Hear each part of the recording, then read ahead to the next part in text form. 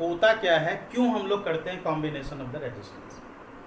क्यों होता है कॉम्बिनेशन ऑफ द रेजिस्टेंस? हम डिजायर्ड वैल्यू ऑब्टेन करने के लिए, जो हमारी डिजायर्ड वैल्यू है, जैसे यहाँ पे मैंने दो एग्जांपल लिया है। मान लीजिए हमारे पास 6 ओम और 3 ओम के रेजिस्टेंस हैं। अब इस 6 ओम और 3 ओम के रेजिस्टेंस से मान लीजिए कि हमें बनानी है 9 ओम का रेजिस्टेंस। मान लेते हैं कि हमें 9 ओम का रेजिस्टेंस बनाना, तो हमें क्या करना होगा कि ये 6 ओम और 3 ओम के रेजिस्टेंस को हमें सीरीज में अटैच करना होगा, जिससे ये बन जाएगा 9 ओम। ठीक है, अब कैसे होगा वो सब अभी मैं समझाऊंगा।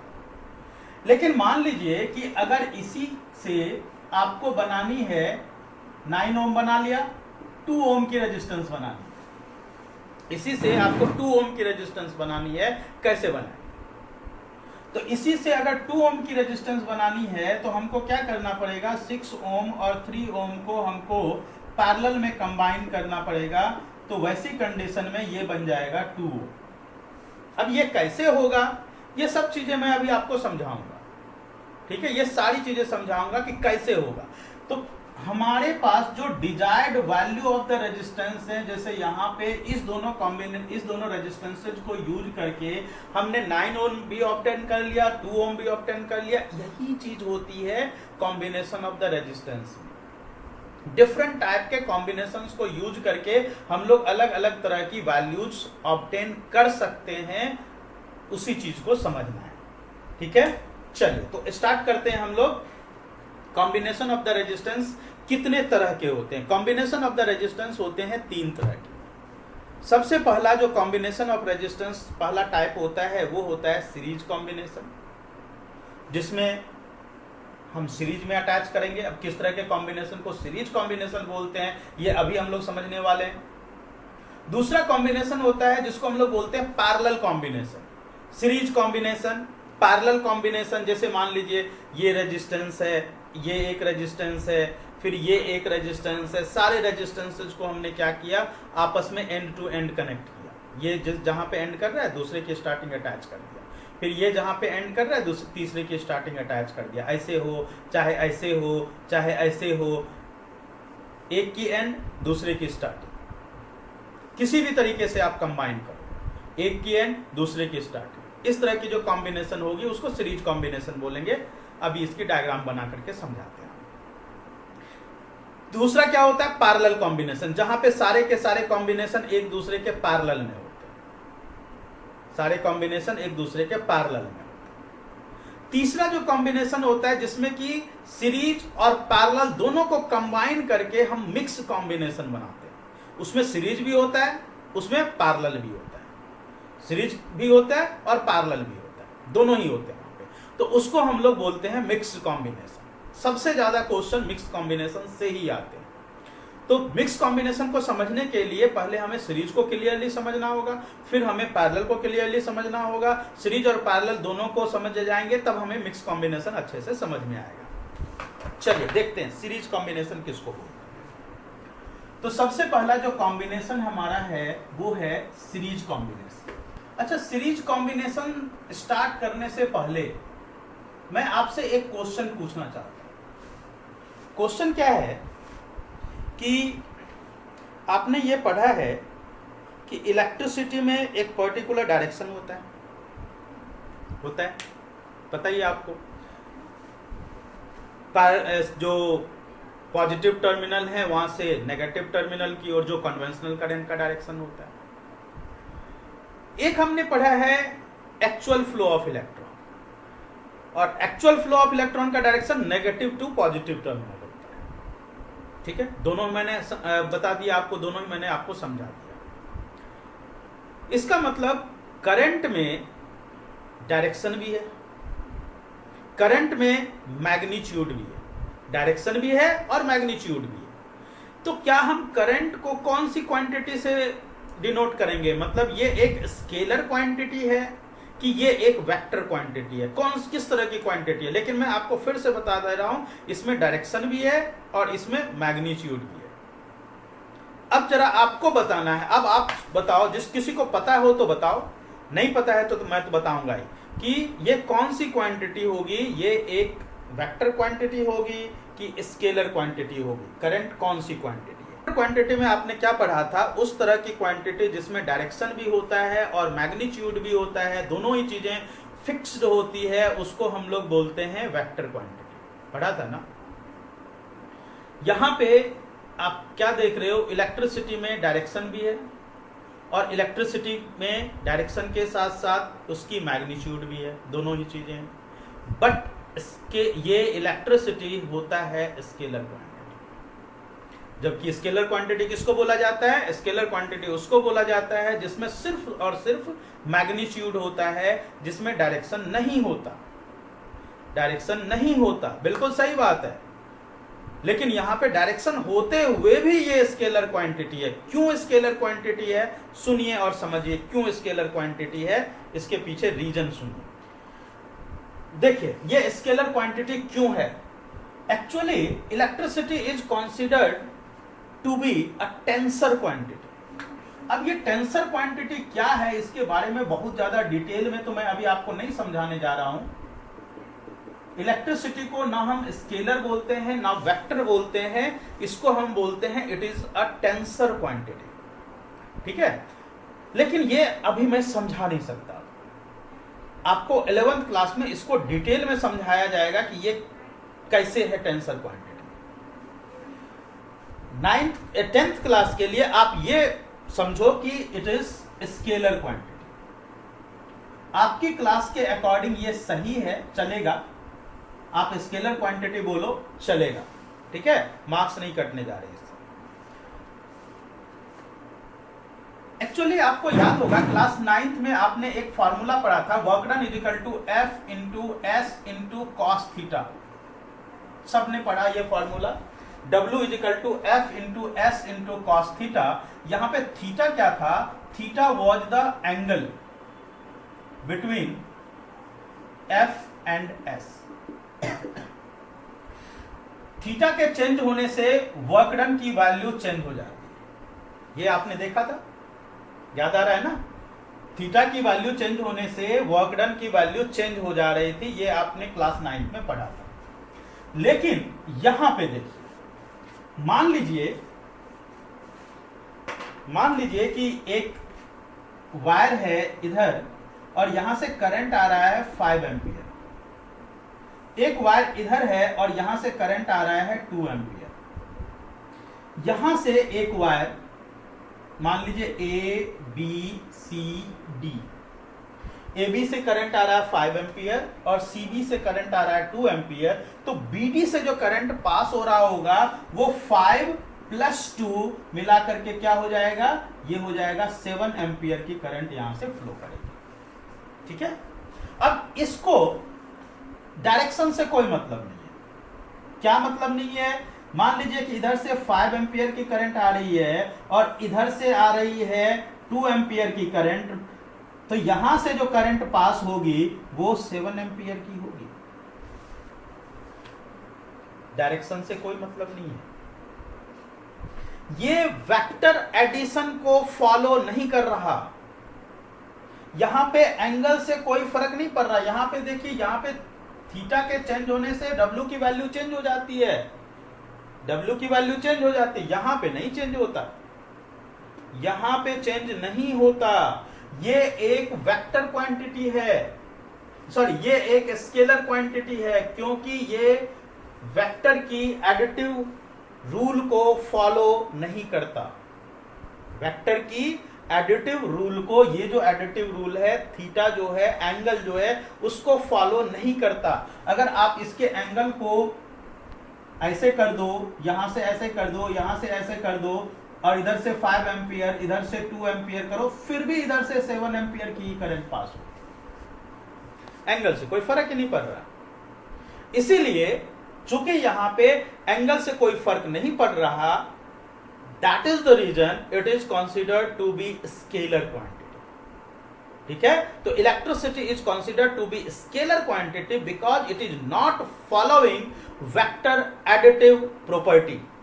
वेक्टर एडिटिव प्रॉपर्टी, वेक्टर के जो एडिशन का प्रॉपर्टी होता है, जो जिसमें वेक्टर थियरी मतलब एडिशन के लिए हम लोग एंगल का यूज करते हैं, वो थियरी यहाँ पे फॉलो नहीं होता। इस थियरी का डिटेल आपको 11th क्लास में समझाया जाएगा, अभी आपको समझने की जरूरत नहीं है, ठीक है।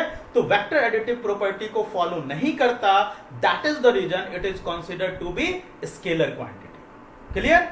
चलिए आगे बढ़ते हैं। यहां से ज्यादा यही क्वेश्चन आएगा कि इलेक्ट्रिसिटी है क्या, स्केलर है या वेक्टर है। इससे ज्यादा क्वेश्चन नहीं पूछा जाएगा। ये आपके नॉलेज के लिए था कि क्यों है ये स्केलर क्वांटिटी। तो हम लोग शुरू करते हैं सीरीज कॉम्बिनेशन। सीरीज कॉम्बिनेशन किस तरह की कॉम्बिनेशन को बोलते हैं? जैसे मान लीजिए कि यहां पे एक रेजिस्टेंस है R1, ये रेजिस्टेंस जहां पे एंड करता है वहां पे एक दूसरा रेजिस्टेंस हमने लगा दिया R2, ये जहां एंड कर रहा है वहां पे एक तीसरा रेजिस्टेंस हमने लगा दिया R3, ठीक है। एंड टू एंड कनेक्शन हुआ, सारे के सारे रेजिस्टेंसेज एक ही वायर में कनेक्ट है। जितने रेजिस्टेंस यहां पे देख रहे हो सारे के सारे रेजिस्टेंसेज एक ही वायर में कनेक्टेड हैं। अगर उस तरह का कॉम्बिनेशन बने, यहां पे उस तरह का कॉम्बिनेशन बने जहां पे सारे के सारे रेजिस्टेंस एक ही वायर में कनेक्टेड हो, जैसे आप दूसरा एग्जांपल मान लीजिए कि इधर से करंट आ रही है, इस रेजिस्टेंस से होती हुई इधर से करंट आ रही है, फिर इधर जा रही है, फिर इधर चली गई। अब यहां पे देखिए, ये मान लीजिए R1 है और ये R2 है और ये R3, सारे के सारे रेजिस्टेंसेज एक ही वायर में अटैच्ड है ना, सारे रेजिस्टेंसेज एक ही वायर में अटैच्ड है ना। तो इस तरह की जो कॉम्बिनेशन होगी उसमें क्या होगा, यहां पे जो कॉम्बिनेशन होगी, जो करंट यहां से फ्लो कर रहा होगा वही करंट यहां से फ्लो कर रहा होगा, वही करंट यहां से फ्लो कर रहा होगा, क्योंकि बीच में से इलेक्ट्रॉन गायब नहीं हो सकते। Charge can neither be created nor be destroyed. यहां से जो करंट पास कर रहा होगा वही करंट इधर से भी पास कर रहा होगा, वही करंट इधर से पास कर रहा होगा और वही करंट इधर से पास कर रहा होगा। Charge can neither be created nor be destroyed, बीच में से इलेक्ट्रॉन गायब नहीं हो सकता, एक ही वायर है। तो इस तरह की जो कॉम्बिनेशन है, या आप एक दूसरा कॉम्बिनेशन ले लो, मान लो कि इधर से करंट आई, इधर से करंट गई और फिर वो करंट इधर चली, ये R1, ये R2, ये R3। अब ये सारे कॉम्बिनेशन देखो, जितने कॉम्बिनेशन मैंने यहां पे ड्रॉ किए सब के सब सीरीज कॉम्बिनेशन है, सारे के सारे सीरीज कॉम्बिनेशन इसलिए हैं क्योंकि यहां पे एक ही वायर में सारे के सारे रेजिस्टेंसेज अटैच्ड हैं। उस तरह की कॉम्बिनेशन जहां पे सारे के सारे रेजिस्टेंस एक ही वायर में अटैच्ड होंगे उसको हम लोग क्या बोलेंगे, सीरीज कॉम्बिनेशन। जहां पे एक रेजिस्टेंस एंड कर रहा है, दूसरा रेजिस्टेंस वहां से स्टार्ट हो रहा है, उस तरह की कॉम्बिनेशन क्या कहलाएगी, उस तरह की कॉम्बिनेशन कहलाएगी सीरीज कॉम्बिनेशन। तो ये सब के सब किसके एग्जांपल हैं, ये सब के सब एग्जांपल हैं सीरीज कॉम्बिनेशन के, ठीक है। चलिए, अब सीरीज कॉम्बिनेशन में जो करंट यहां से पास होगा वही यहां से होगा, वही यहां से होगा, जो इधर से पास होगा वही इधर, वही इधर, क्योंकि बीच में से इलेक्ट्रॉन कहीं गायब नहीं हो सकते हैं। आपको मैं बार बार बोल रहा हूं, charge can neither be created nor be destroyed, charge है वो हमेशा सेम रहेगा। तो ऐसी कंडीशन में जो करंट की वैल्यू है वो हमेशा पूरी की पूरी सर्किट में सेम रहेगी। चाहे यहां पे देखो, यहां पे देखो, यहां पे देखो, किसी भी पॉइंट पे करंट देख लो, इधर देखो, इधर देखो, इधर देखो, कहीं पे भी देख लो, करंट की वैल्यू हमेशा पूरी सर्किट में सेम रहेगी। पूरी की पूरी सीरीज कॉम्बिनेशन की सर्किट में करंट की वैल्यू सेम रहने वाली है, चेंज नहीं होने वाली है। ने अटैच कर दिया एक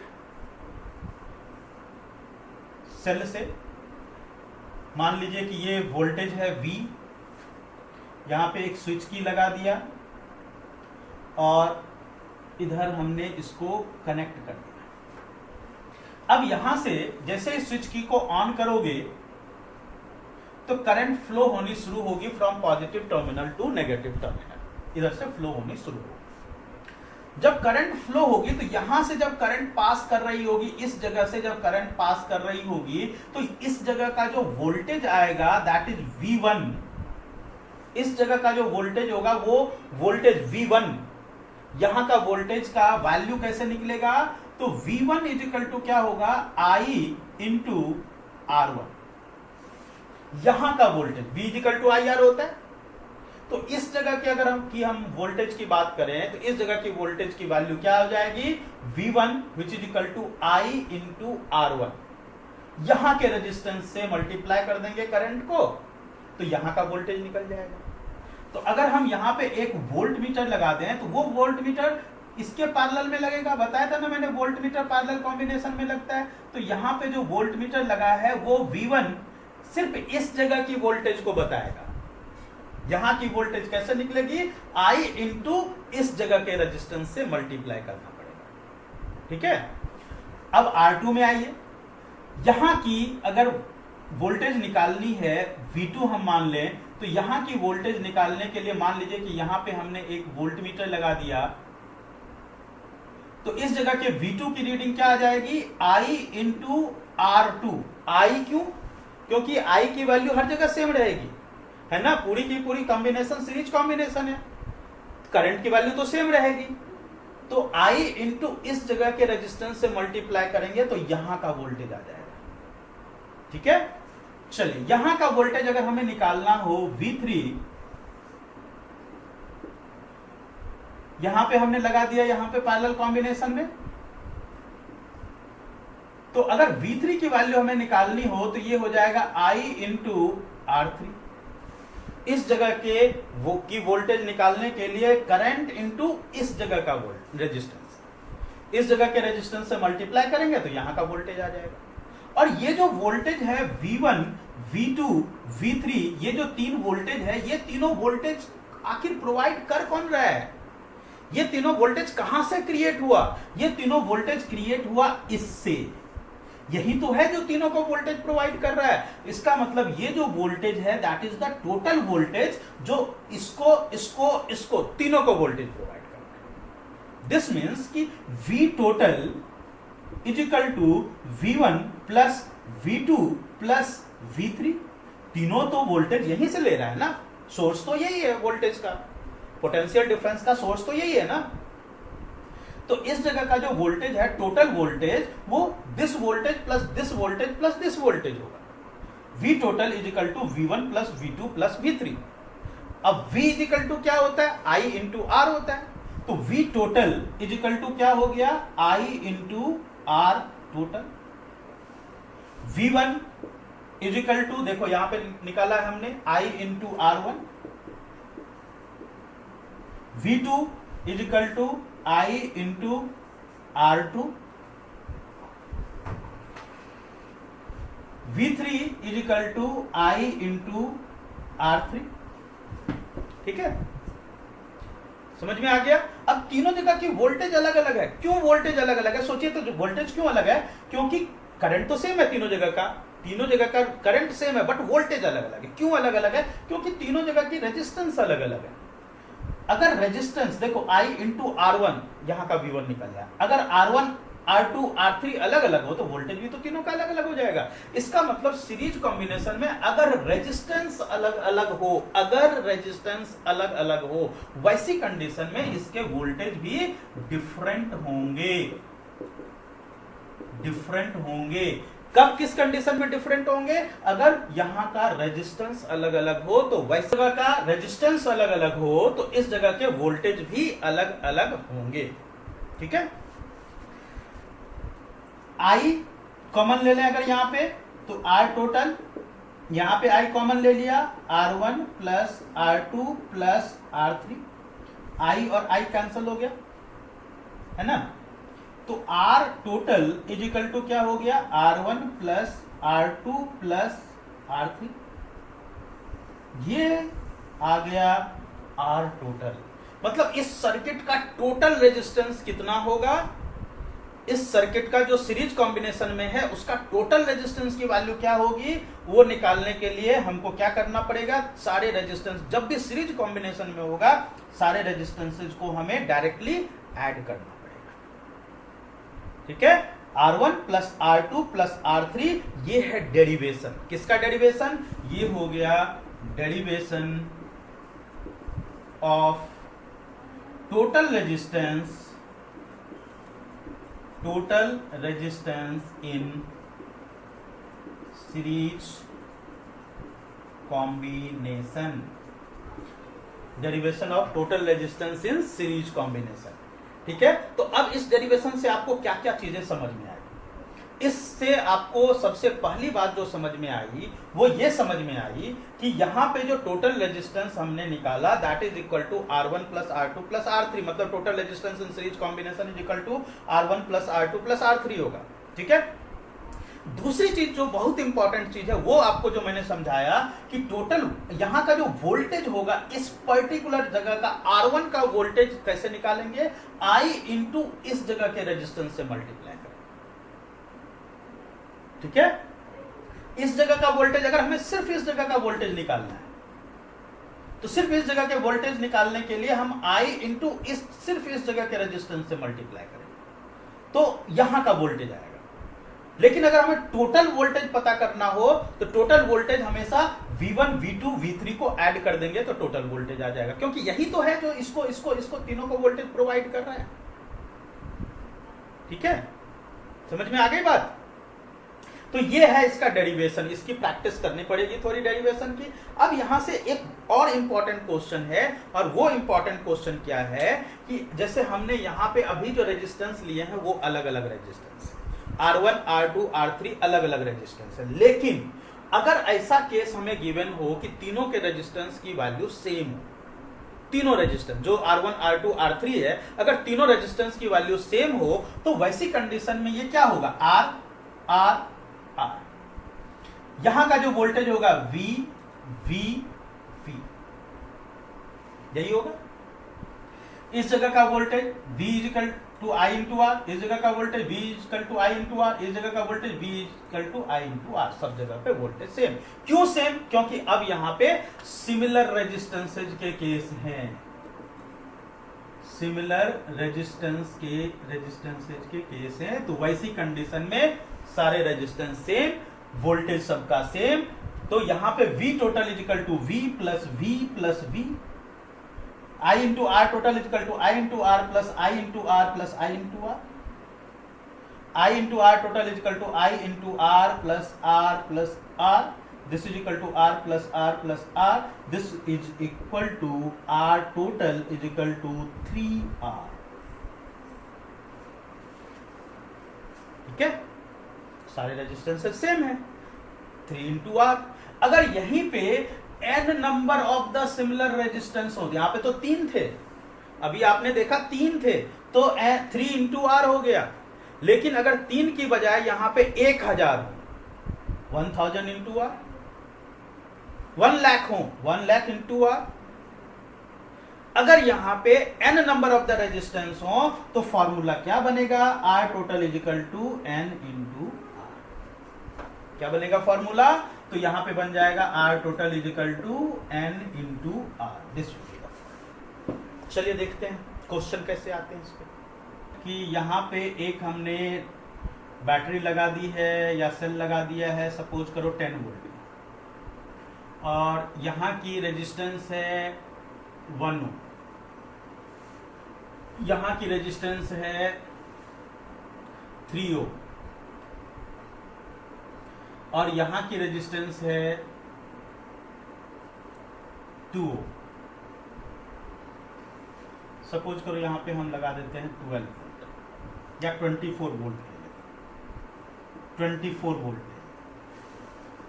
यहां 24 वोल्ट की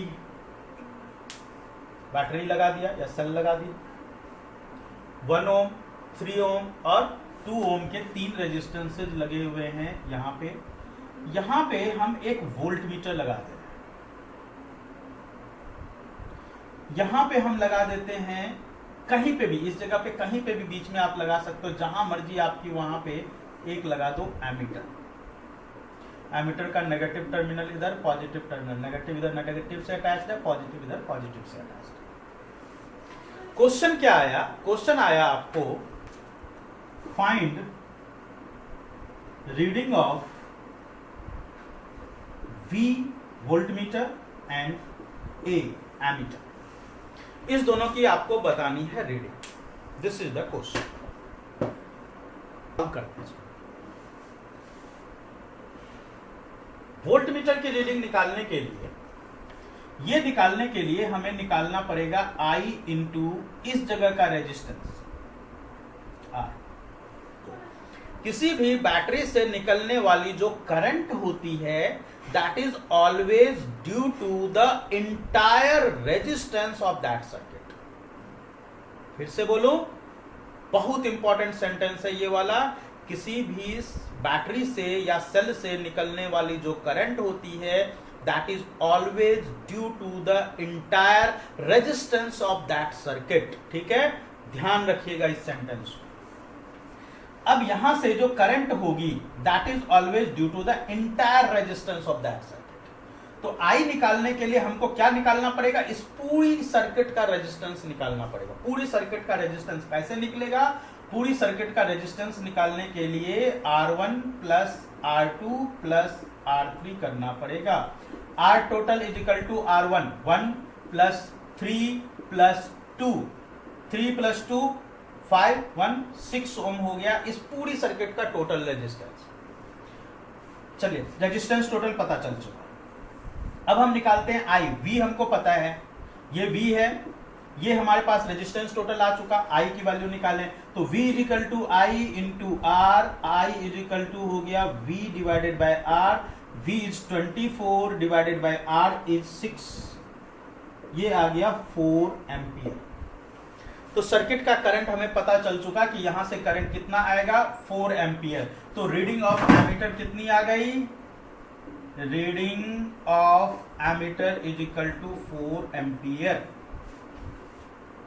जो करंट यहां से निकल रहा है वही करंट यहां पे पास होगा और इस एमीटर में जो करंट पास होगा दैट विल बी 4 एम्पियर।